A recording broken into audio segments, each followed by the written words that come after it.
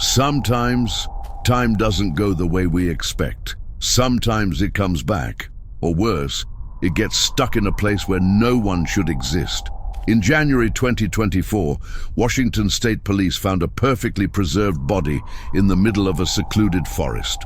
But when they opened the black morgue bag, they saw something impossible.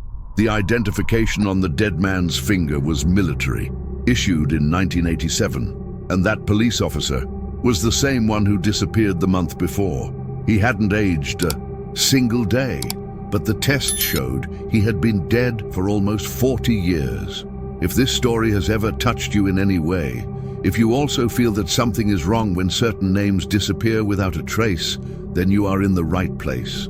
Here at Conflict Route, we expose what many prefer to hide. Real mysteries, hidden operations, voices that insist on returning. Sign up now and ring the bell, because when the next call comes, you'll want to be among the first to hear. It was a winter and dawn when the Central Washington State Patrol received a strange call. The signal came from a line that had been inactive for years. Patrol radio number 287, deactivated in 2022 after the disappearance of Officer James Rowe, who was never found. The call was short, muffled, with heavy noises and a trembling, almost lifeless voice. Code Blue, North Sector. He's here with me. The operator froze. That voice sounded like Rowe's own, but that was impossible. Rowe had disappeared 2 years earlier, and his body had never been found. A massive search operation had scoured the entire area. He had disappeared after wandering alone onto a forest road toward the abandoned village of Westwood, a community that had been decommissioned in 1993 for reasons never clarified. The voice was traced to the Dry Falls forest area, where Rowe had last been seen. The local SWAT team was deployed. It was 3:08 a.m. when 4 patrol cars, a thermal search helicopter, and a forest rescue unit headed toward the location. Sergeant Michael Ulrich led the mission, a SWAT veteran. He'd seen some tough times before, but something about that night felt off. The silence, the unnatural cold, and a warning he remembered. Captain, Radio 287 has been under strict secrecy since 2022. It was destroyed with the patrol car. That frequency shouldn't exist anymore. Even so, they continued. At 4:11 a.m., the scouts located a makeshift camp, a small shelter made of leaves, military blankets, and signs that someone had been there recently. And there, in the snow under a tarp, was a black bag, the kind used in morgues. All around him, boot prints, but none of them were going away. The team called for backup, contacted the forensic lab, and initiated the area isolation protocol. The body bag was frozen, but inside, the body was perfectly preserved. A white male, between 35 and 40 years old. No signs of trauma, no rigor mortis, just dead. On the finger of the left hand, a metal identification. Plate, Rowe, JL, ID 874229, U.S. Marines, 1987. No one understood. The identification was military, but the name, the appearance, everything, was identical to the officer who disappeared in 2024. The coroner arrived at 5:03 a.m. As he opened the bag, he stopped. He looked at the police officers. I know this guy. He's on our missing persons list. But if that's true, then this man died decades ago. Silence. The atmosphere changed there. It was as if someone had opened a door, and something had come out. The body showed no signs of decomposition, but the test showed. He died in 1989. How is that possible? And why that night did the base clock stop? At exactly 2:17 a.m., the body was transported under close guard to the Spokane Medical Examiner's office. The patrol car carrying the body bag was accompanied by 2 SWAT units, surveillance drones, and a federal team that mysteriously appeared shortly after the discovery. No one knew exactly who had called them, but they were wearing FBI badges.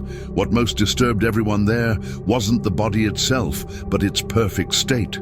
No stiffness, no stains, no decomposition, as if he'd died just minutes before. But the date on the scans said otherwise. Estimated date of death, September 19th, 1989. Chief Medical Examiner Dr. Edwin Latimer, a professional with over 30 years of experience, conducted the autopsy.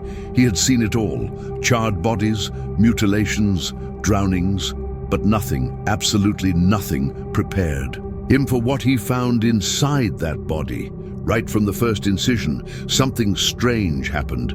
The room's monitors began to fail, the lights flickered, and the digital clocks froze. 2:17. Exactly. Same time as the call, same time as the last radio broadcast on 287. The technicians thought it was a coincidence, an electrical failure, but when they tried to restart the systems, nothing worked. The only light on was an emergency lamp on the autopsy table. The power only came back on when Dr. Latimer closed the body again. At that moment, he looked at those present and said, "This man didn't pass through here. He passed through another place."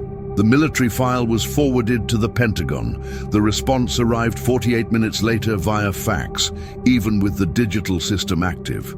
The document read as follows: Rowe, James Leonard, data on file, presumed killed in classified operation in 1989.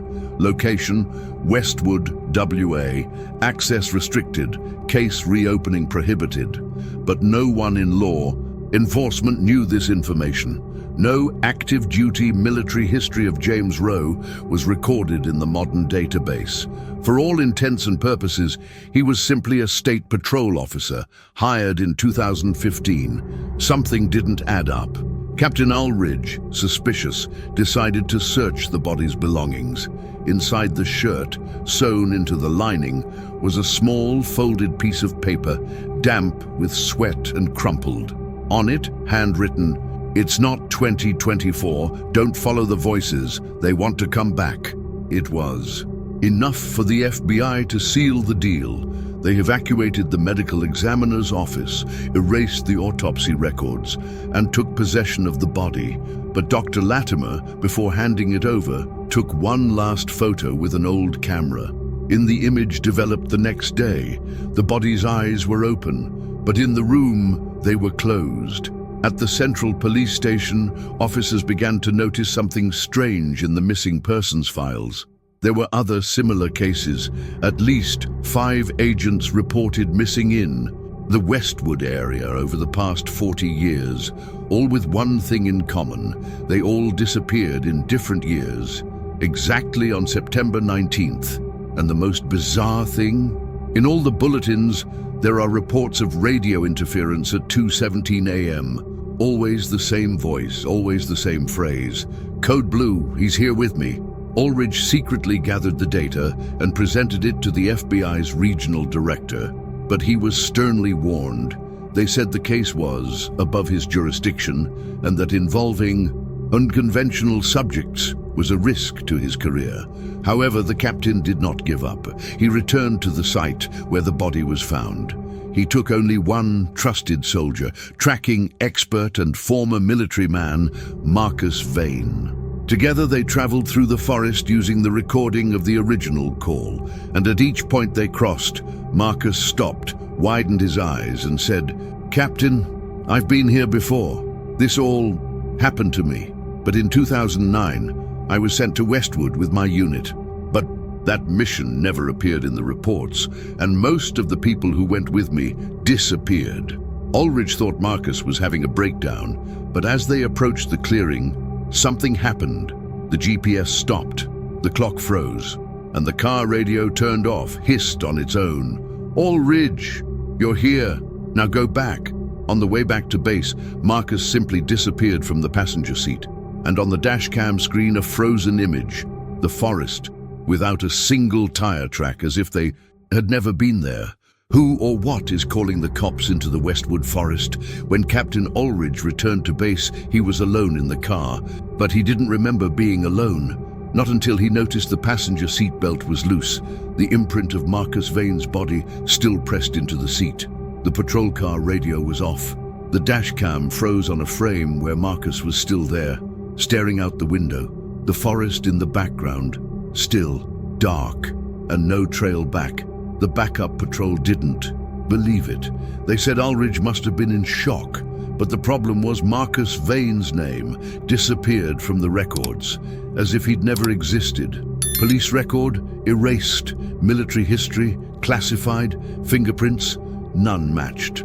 Only Ulrich remembered him. The corporation's psychiatrists claimed mental exhaustion. They offered leave, but the captain refused. He knew what he saw, and when he returned to his office, he found something on his desk, a manila envelope, no return address. Inside, a single sheet of paper folded in four. You broke the cycle, but now it needs replacing. Attached to the paper with a paperclip was a piece of dirt-stained fabric. It was part of an old state police uniform. In the hand-sewn pocket was a cassette tape bearing the title Row, Last Shift, 1989. No cameras in the room, no footprints.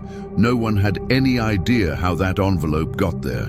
Ulrich took the tape to an old highway patrol lab, a decommissioned building that still housed analog playback equipment. When he inserted the tape into the recorder, a hiss filled the room. Then silence. Then heavy breathing. And finally, a voice. If you're hearing this, it means I couldn't get out. I tried, but every time I thought I'd escaped, the path brought me back. Don't follow the lights. They lie, they imitate voices of people who have already died. They remind you of what you haven't experienced yet. And if you stay here too long, you fade away. As if you never existed. You don't die. You just cease to be. The audio ended with a slamming sound, like a door slamming shut. That night, Ulrich couldn't sleep. His mind was logical, trained, operational, but it was being undone by something that completely escaped the rules of physics, reason, and official history.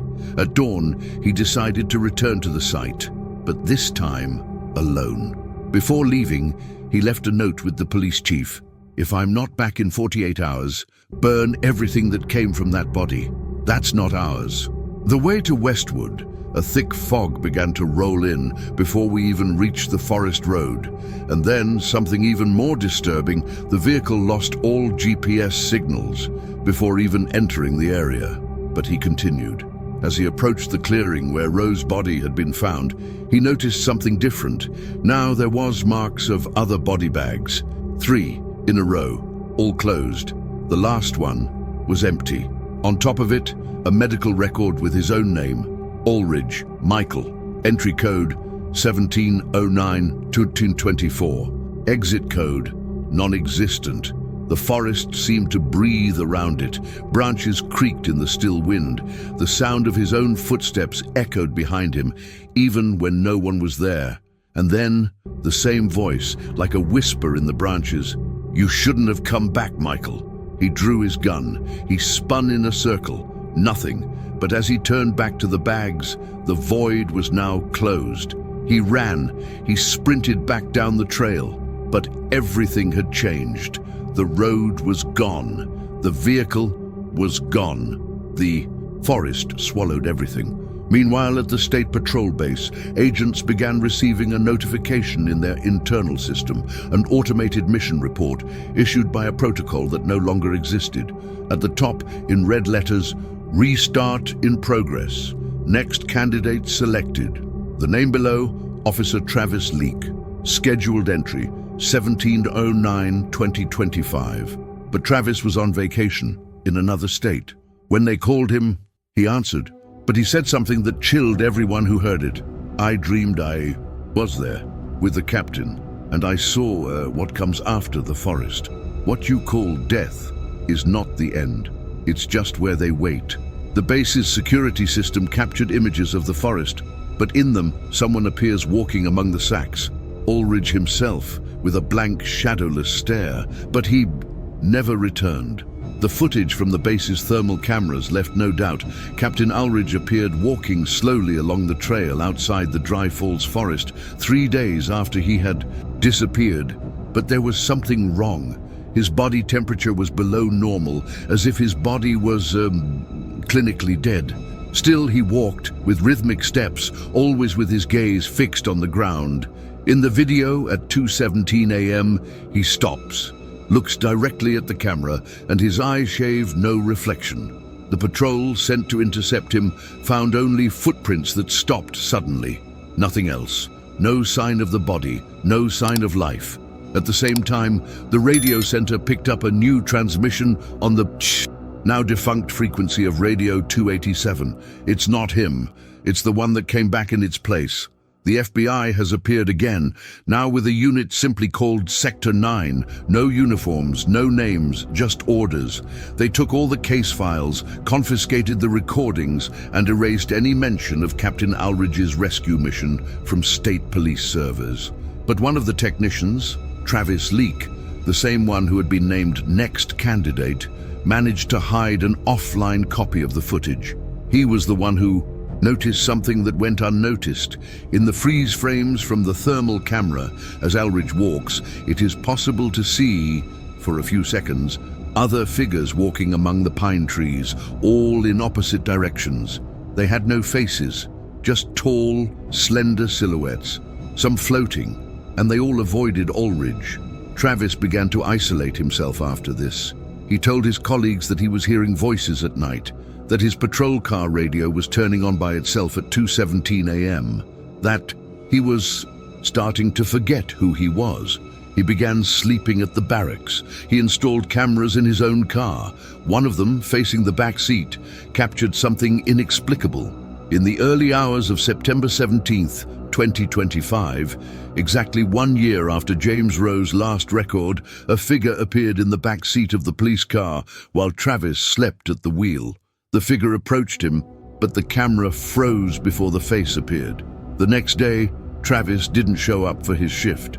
His car was found abandoned, outside Westwood Forest with the radio on, and the same cassette tape with Rowe's name on the dashboard, but now with a new handwritten label, Second Full Cycle, Travis has been chosen. Dr. Latimer, the medical examiner who had performed the initial autopsy on Rowe's body, couldn't bear the weight of what he had discovered. He voluntarily surrendered himself to a psychiatric clinic. In one of his few recorded statements during a delirium session, he shouted, "It's not time that passes them. Oh, it's they who hold time. That forest isn't American soil. It doesn't belong to this world. You shouldn't have opened the bag." That same night, the clinic building suffered an unexplained short circuit. All of Dr. Latimer's recordings were lost.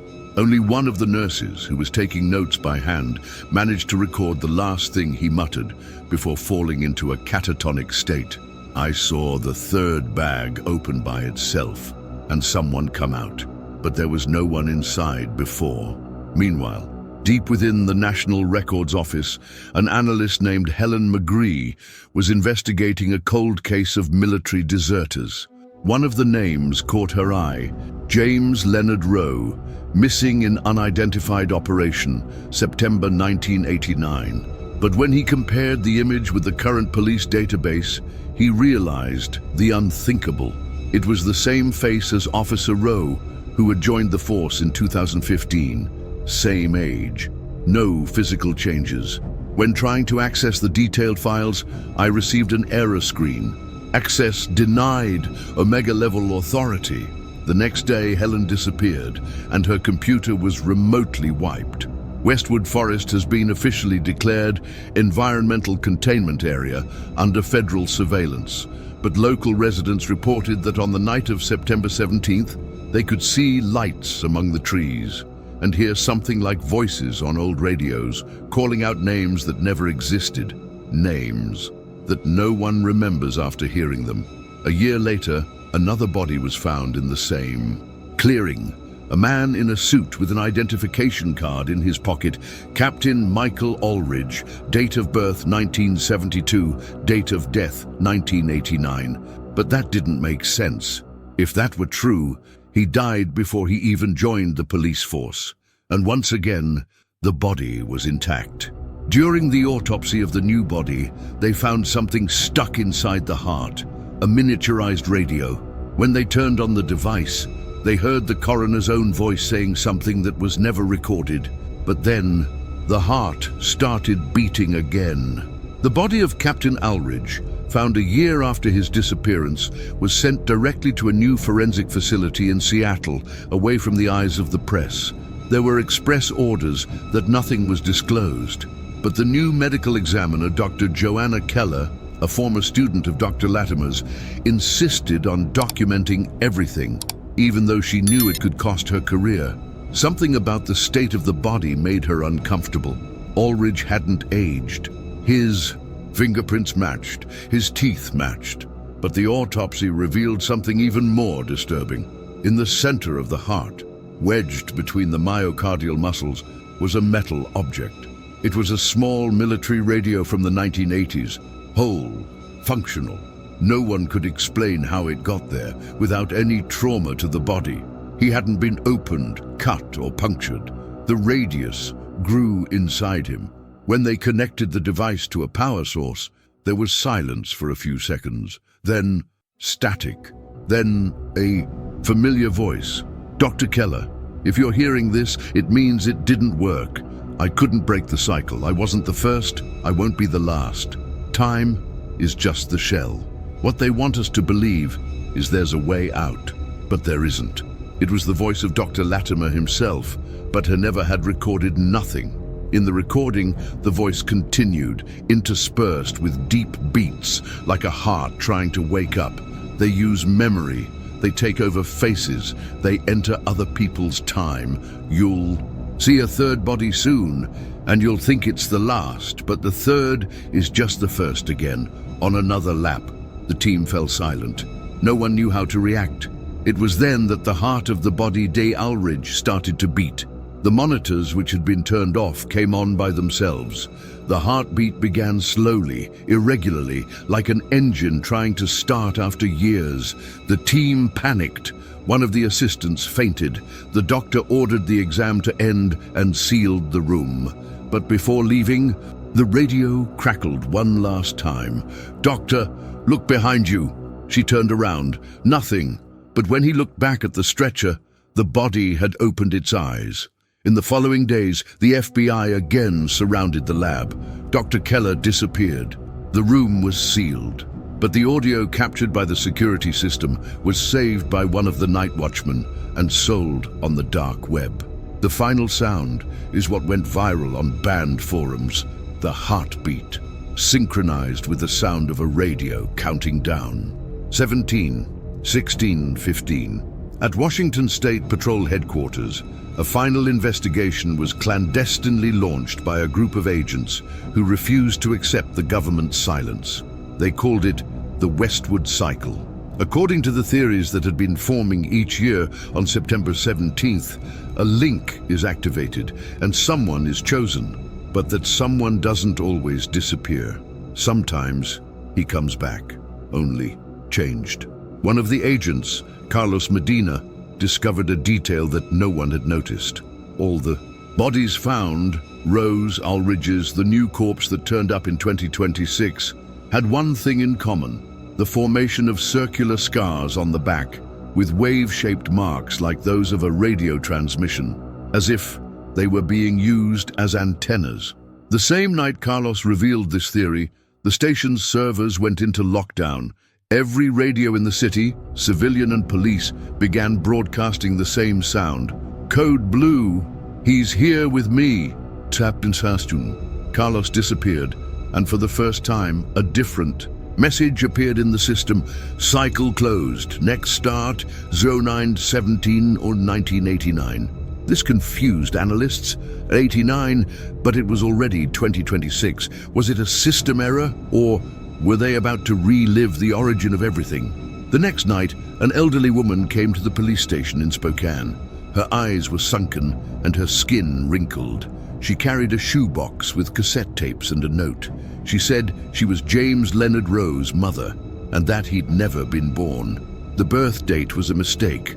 James wasn't my son, but he wore my husband's face. He died in Westwood in 1989, and I saw him come back, but he never spoke. He just turned on the radio and left it on my bed. Before leaving, he left a ribbon marked with the initials JLR. When it was played, the voice, it was Travis Leaks, but the tape was from the 80s. He said, "If you're listening to this, I'm the next version. The forest doesn't take the bodies. It keeps the echoes. And when there's no more time to escape, it resets. It all starts again. That same night, the city's main morgue suffered a power outage. Security cameras captured movement inside the cold room. One of the black bags opened, and for the first time, no one was found inside, just the radio on. Last lap. September 17th has come again, but this time, there's no choice. All the state patrol names are crossed out, and the radios have started calling for you. September 17th, 2:17 a.m. The State Patrol radio begins to emit a continuous sound, even though it's turned off. A low, rhythmic noise, like a pulse. The security cameras freeze. All the computer screens display the same message. Transition underway. You have been chosen. The few agents on duty gather in the command room. Everyone is frightened, but no one dares leave. At the back of the room, Radio 287, destroyed years ago, emits static. Its cracked screen glows red. A voice echoes, slow and deep. Time restarts, but the guilt remains. In the forest of Westwood, something moves. Drone cameras, clandestinely positioned by the last missing investigator Carlos Medina, show the trail opening up on its own. One by one, trees that weren't there before disappear, as if the forest were coming back to the form it had in 1989. And then the three clearings merge. The three bags now stand upright, empty.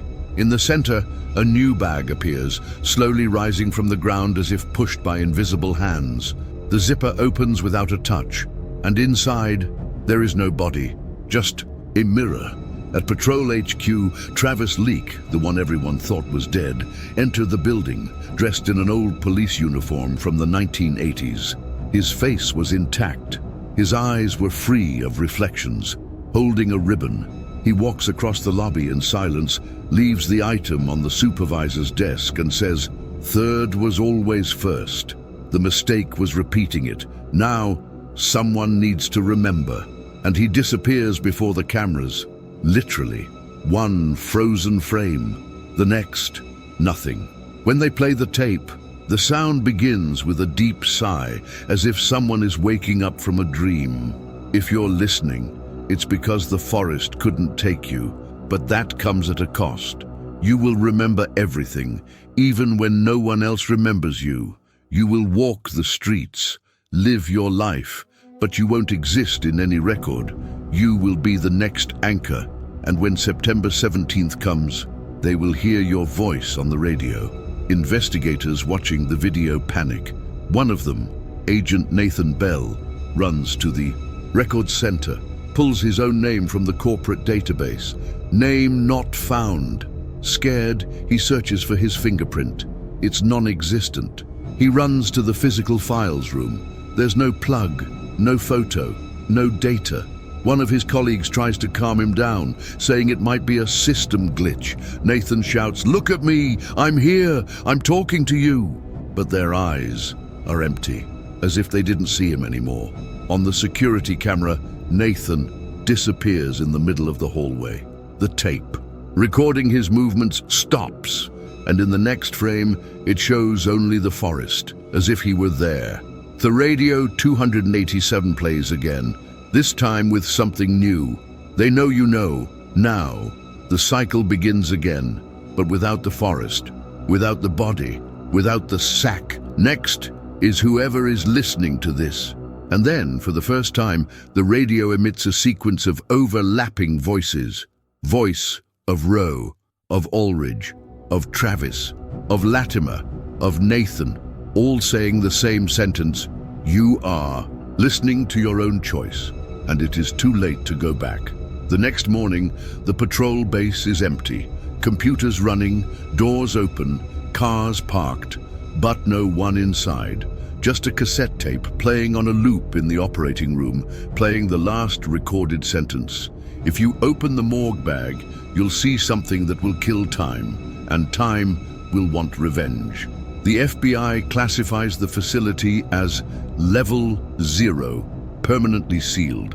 Westwood Forest is covered with concrete and fenced off as a contaminated zone. Officially, nothing happened, but the Some residents claim that every night from September 17th at 2:17 a.m., their radios wake up by themselves, and instead of music or static, they hear their own names being whispered. If you've made it this far, it's because something inside you can't look at the world the same way. After this story, the forest, the names, the echoes, all of this has left a mark on you in some way. Now I want to know, what disturbed you most in this story? What was the moment that truly gave you goosebumps? Tell me in the comments. I'll be reading everything. And if this story kept you hooked until the end, don't forget to leave a like. This shows YouTube that this content deserves to reach more people who, like you, are ready to dive deep into the unknown. See you in the next mystery or the next frequency.